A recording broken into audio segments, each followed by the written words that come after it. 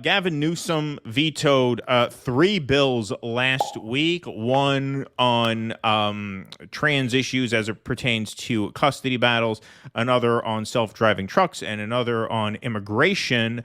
Two out of those three were, really all three of them were sort of thumbs in the eye of progressives. But here's one that really stings.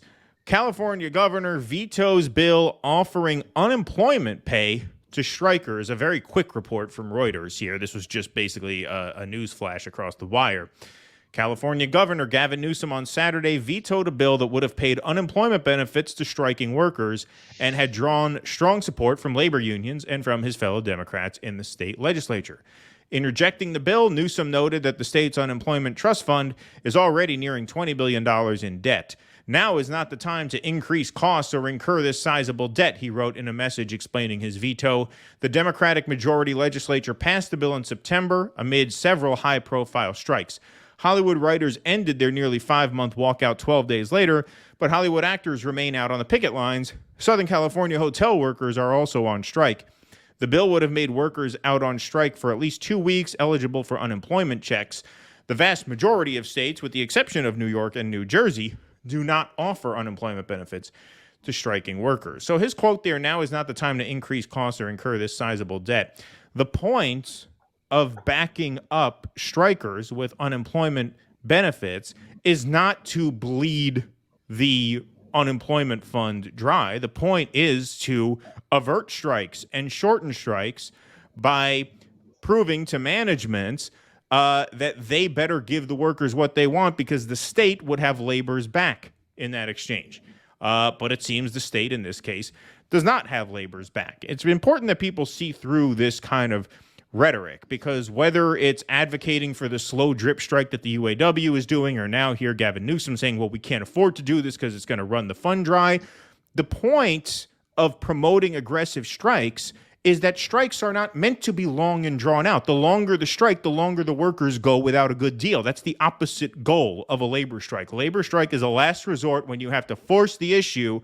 Backing up striking workers with unemployment really helps to force the issue because it hands a lot of power to labor because management then knows, hey, labor has the government behind them. They can sustain a strike if they have to, so maybe we should just give them what they need. It would be a massive transfer of power to labor, and he vetoed it because Gavin Newsom, like Dianne Feinstein, like Nancy Pelosi, like Kamala Harris, like Barbara Boxer, like every other gem that's come out of that state, is a neoliberal Democrat who, at the end of the day, of course, is going to side with management. So that's not a surprise. Well, looking at this series of vetoes that he's unleashed the last couple of weeks, and I wasn't that familiar with Newsom. I've been paying more attention to him because he's angling to be the person standing there if Joe Biden falls, literally or figuratively. Right. And he's like no charisma Bill Clinton. That's how he strikes me. He's triangulating. He's that kind of a politician. Right. I'm going to do this for these people and this for these people. And I'm never, and I'm going to hang out at the French Laundry with my rich friends. Like he's very Clintonian without any charm.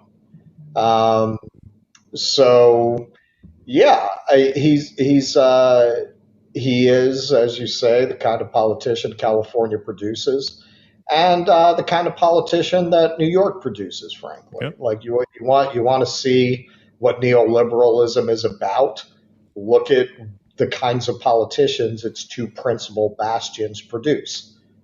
People like Newsom, who don't really stand for anything, and throw some crumbs when they feel like politically they need to do that, but in the end are always going to side with business.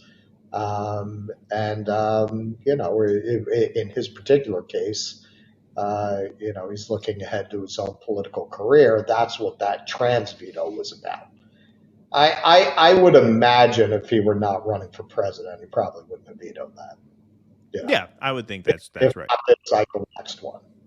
Right. That's the kind of thing you would only veto. He probably wouldn't have vetoed the sanctuary city bill either if he didn't have national Right. ambition. I think the self-driving truck thing he would have vetoed anyway, and this he would have vetoed anyway because he's an anti-labor neoliberal Democrat. But those other two more culture war issues, he probably would have just passed those through. He would have signed those. Please clap.